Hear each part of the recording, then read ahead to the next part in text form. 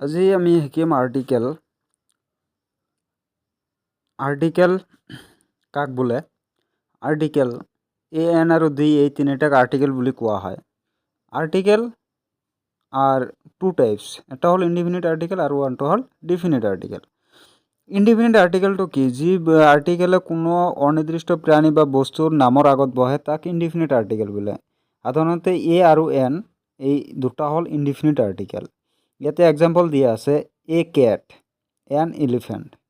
আৰু definite article, যি আৰ্টিকেলে কোনো নিৰ্দিষ্ট প্ৰাণী বা বস্তুৰ নামৰ আগত বহে তাক ডিফিনিট আৰ্টিকেল বুলি কোৱা হয়। ইয়াতে এক্সাম্পল দিয়া আছে দ্য কোৰাণ, দ্য মেন। ইয়াতে নিৰ্দিষ্টকৈ দিয়া আছে যেন দ্য মেন, মানুহটো। এতিয়া আমি চাম আৰ্টিকেলৰ কিছুমান নিয়ম। ফাৰ্ষ্ট নিয়ম, বাক্যত আৰ্টিকেল ব্যৱহাৰ কৰিবলগীয়া ৱাৰ্ডৰ প্ৰথম আখৰটো যদি কনচনেণ্ট হয় তেন্তে তাৰ আগত এ ব্যৱহাৰ হয়, আৰু ভাৱেল হ'লে তাৰ আগত এন ব্যৱহাৰ হয়। আমি সকলোৱে জানো ভাৱেল কেইটা এ ই আই অ' ইউ। ইয়াতে এক্সাম্পল দিয়া আছে এনেকুৱা এ বয় হেল্প মি। এ বয়, বয়ৰ প্ৰথম আখৰটো বি, বি হ'ল এটা কনচনেণ্ট, সেইকাৰণে তাৰ আগত এ আৰ্টিকেলটো ব্যৱহাৰ হৈছে। আৰু লাষ্টৰটো দিছ ইজ এন ইগল। ইয়াতে ইগলৰ প্ৰথম আখৰটো ই, ইটো হ'ল ভাৱেল, সেইকাৰণে তাৰ আগত এন ব্যৱহাৰ হৈছে।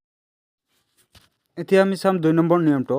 কিছুমান ৱাৰ্ডৰ প্ৰথম আখৰটো ভাৱেল হ'লেও তাৰ উচ্চাৰণ ৱাই ইউ, ইউ বা ৱাবৰ নিচিনা হয়, ৱাবৰ দৰে হয়, তেন্তে তাৰ আগত এ বহে। যেনেকৈ ইয়াতে এক্সাম্পল দিয়া আছে এ ইউৰোপিয়ান, ইউৰোপিয়ান, ইউৰোপিয়ানৰ উচ্চাৰণটো ইউৰ নিচিনা হৈছে। আৰু শেষৰটো চোৱা এ 1-8 মেন, ইয়াৰ উচ্চাৰণটো ৱাবৰ নিচিনা হৈছে, সেইকাৰণে তাৰ আগত এই আৰ্টিকেলটো ব্যৱহাৰ হৈছে। এতিয়া আমি চাম 3 নম্বৰ নিয়মটো। ৱাৰ্ডৰ প্ৰথম আখৰটো এইচ অনুচ্চাৰিত হৈ থাকিলে তাৰ আগত এন ব্যৱহাৰ কৰা হয়। যেনেকুৱা ইয়াতে আছে এন অনাৰেবল, অনাৰেবলৰ এইচটো অনুচ্চাৰিত হৈ আছে। An hour, H O' U R, hour, আৱাৰত এইচটো অনুচ্চাৰিত হৈ আছে। আৰু কিছুমান সংক্ষিপ্ত ৰূপত থাকিলে প্ৰথম ধ্বনিটো মানে প্ৰথম যিটো আখৰ আছে সেই আখৰটো যদি ভাৱেল হয় তেন্তে তাৰ আগত এন ব্যৱহাৰ হয়, আৰু যিবোৰ কনচনেণ্ট হয় তেন্তে তাৰ আগত এ বহে। তলত কেইটামান উদাহৰণ আছে, সেইকেইটা বস্তু যদি আমি চাওঁ আমি ভালদৰে বুজি পাম। ইয়াতে যেনেকুৱা an M L A, an R C C building, an M B B এ, এ বি এ। এতিয়া আমি উদাহৰণটোৰ পৰা এম এটো ল'ম। এম এটোৰ প্ৰথম যিটো ধ্বনি আছে এইটো হ'ল এম। এমটো এতিয়া আমি এইটো আমি স্পেলিং কৰিম এম, এ এম, এম। এতিয়া স্পেলিং কৰাৰ পিছত এ এমটোৰ প্ৰথম এ আহিছে, এটো ভাৱেল, সেইকাৰণে তাৰ আগত এন ব্যৱহাৰ কৰা হৈছে। এতিয়া আমি আন এটা উদাহৰণ লৈ মন কৰোঁ আহা। B A, B A, B A, বিৰ প্ৰথম ধ্বনিটো হ'ল বি। চ' এতিয়া আমি বিটো স্পেলিং কৰিম আগৰ নিচিনাকৈ বি ই ই, বি। এতিয়া বি ই ইৰ প্ৰথম যিটো আখৰ আছে সেইটো বি, সেইকাৰণে আমি এইটো কনচনেণ্ট, ইয়াৰ আগত এ ব্যৱহাৰ কৰা হয়। এতিয়া আমি দা ক'ত ব্যৱহাৰ হয় সেইটো চাম। 1 নম্বৰ নিয়মটো, দেশ আৰু বিশ্ববিখ্যাত সংস্থানৰ নামৰ আগত দা ব্যৱহাৰ কৰা হয়। এতিয়া উদাহৰণ ইয়াতে এটা দিয়া আছে, দা USA, দা UK, দা বাংলাদেশ। তাৰপিছত 2 নম্বৰ নিয়মটো হ'ল নদী, ৰিভাৰ, তাৰ আগত দা ব্যৱহাৰ কৰা হয়। এনেকুৱা নদী আছে দা ব্ৰহ্মপুত্ৰ, দা গংগা, আৰু সাগৰ মহাসাগৰ নামৰ আগত দা আৰ্টিকেলটো ব্যৱহাৰ কৰা হয়। দা ৰেড চি, দা এৰাবিয়ান চি। পৰ্বত শ্ৰেণী, মাউণ্টেইন ৰেঞ্জ। ইয়াতে উদাহৰণ দিয়া আছে দা হিমালয়, হিমালয়ৰ আগত অলৱেজ দা আৰ্টিকেলটো ব্যৱহাৰ কৰা হয়। জাহাজ, বাতৰি কাকত, এইবোৰৰ নামৰ আগত দা আৰ্টিকেলটো ব্যৱহাৰ কৰা হয়। জাহাজ যেনেকুৱা দিয়া আছে ইয়াতে দা টাইটেনিক, টাইটেনিকৰ নামৰ আগত অলৱেজ দা আৰ্টিকেলটো ব্যৱহাৰ কৰা হয়। আৰু বাতৰি কাকত, যিকোনো বাতৰি কাকতৰ নামৰ আগত দা আৰ্টিকেলটো ব্যৱহাৰ কৰিব লাগে। এতিয়া 3 নম্বৰ নিয়মটো হ'ল ধৰ্মগ্ৰন্থ আৰু পুৰণি মহাকাব্য এইবোৰৰ নামৰ আগত দ্য আৰ্টিকেলটো ব্যৱহাৰ কৰা হয়। যেনেকুৱা ধৰ্মগ্ৰন্থ the Veda, the Bible, the Quran, the Ramayana এইবোৰৰ নামৰ আগত অলৱেজ দ্য আৰ্টিকেলটো ব্যৱহাৰ কৰিব লাগে।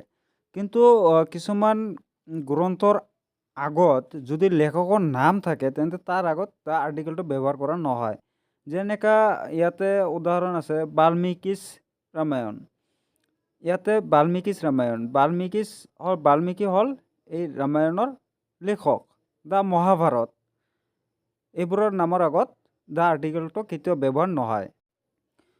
4 নম্বৰ নিয়মটো হ'ল আনকাউণ্টেবল নাউনৰ আগত কোনো আৰ্টিকেল ব্যৱহাৰ নহয়। আনকাউণ্টেবল মানে যিবোৰ আমি গণনা কৰিব নোৱাৰি সেইবোৰৰ আগত আৰ্টিকেল ব্যৱহাৰ কৰা নহয়। কিন্তু যদি নিৰ্দিষ্টকৈ দিয়া থাকে তেন্তে তাৰ আগত দ্য আৰ্টিকেল ব্যৱহাৰ কৰিব লাগিব। যেনেকুৱা ইয়াতে উই ড্ৰিংক ৱাটাৰ, ৱাটাৰৰ আগত কোনো আৰ্টিকেলে বহা নাই। আমি পানী খাওঁ নাইবা আমি পানী পিখাওঁ, ইয়াতে তাৰ আগত কোনো আৰ্টিকেল ব্যৱহাৰ কৰা নাই। দ্য ৱাটাৰ অফ দিছ পণ্ড, দ্য ৱাটাৰ, দ্য আৰ্টিকেলটো ব্যৱহাৰ হৈছে। দ্য ৱাটাৰ অফ দিছ পণ্ড ইজ মাডি, তাৰমানে পুখুৰীটোত যিমানবোৰ পানী আছে চবকেইটা নষ্ট হৈ গৈছে। ছুপাৰলেটিভ ডিগ্ৰীৰ আগত দ্য ব্যৱহাৰ হয়। যেনেকুৱা আছে he is the best person in our village, she is the best girl in our class. এতিয়া 6 নম্বৰ নিয়মটো হ'ল ছিংগুলাৰ কাউণ্টেবল নাউনে গোটেই জাতিটোক বুজালে দ্য আৰ্টিকেল ব্যৱহাৰ হয়। এক্সাম্পল দুটা আছে মন কৰা। The elephant is a big animal, মানে হাতীটোৰ গোটেই জাতিটোক বুজাইছে। হাতী হ'ল এটা ডাঙৰ জন্তু।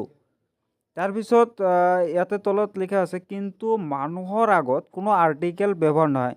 মানুহেও মেলে হওক নাইবা ফিমেলে হওক তাৰ আগত কোনো আৰ্টিকেল ব্যৱহাৰ নহয়। যেনেকুৱা আছে man is mortal, man is mortal তাৰ আগত কেতিয়াও দ্য আৰ্টিকেল ব্যৱহাৰ নহয়। দ্য মেন ইজ মৰ্টেল কেতিয়াও নহয়, always man is mortal. Woman is physically weak. 7 নম্বৰ নিয়মটো হ'ল ভাষাৰ আগত কোনো আৰ্টিকেল নহয়। ভাষাৰ আগত কোনো আৰ্টিকেল নহয়। যদি লেংগুৱেজ শব্দটো থাকে তাৰ আগত দ্য বহে। যেনেকৈ ইয়াতে আছে Assamese is spoken in Assam, মানে অসমৰ মানুহে অসমীয়া ভাষা কয়। কিন্তু যদি লেংগুৱেজ শব্দটো থাকে তাৰ আগত দ্য আৰ্টিকেল ব্যৱহাৰ হয়। তাৰ তলৰ এক্সাম্পলটো লৈ মন কৰা। I can not speak the Bengali language, ইয়াতে লেংগুৱেজ ৱাৰ্ডটো আছে, চ' ইয়াৰ আগত দ্য আৰ্টিকেলটো ব্যৱহাৰ হৈছে। আৰু জাতিৰ নামৰ আগত দ্য আৰ্টিকেল বহে।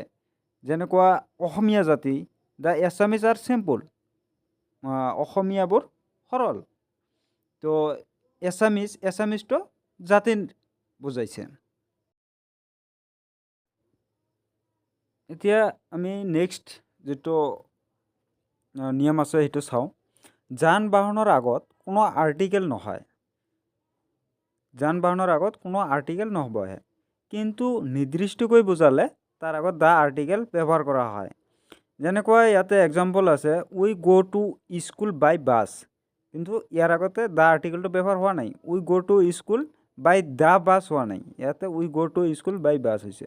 কিন্তু কোনো নিৰ্দিষ্টকৈ বুজালে, যেনেকুৱা বাছৰ নাম যদি কিবা এটা থাকিলে হয় তেন্তে তাৰ আগত দ্য আৰ্টিকেলটো ব্যৱহাৰ হ'লহেঁতেন।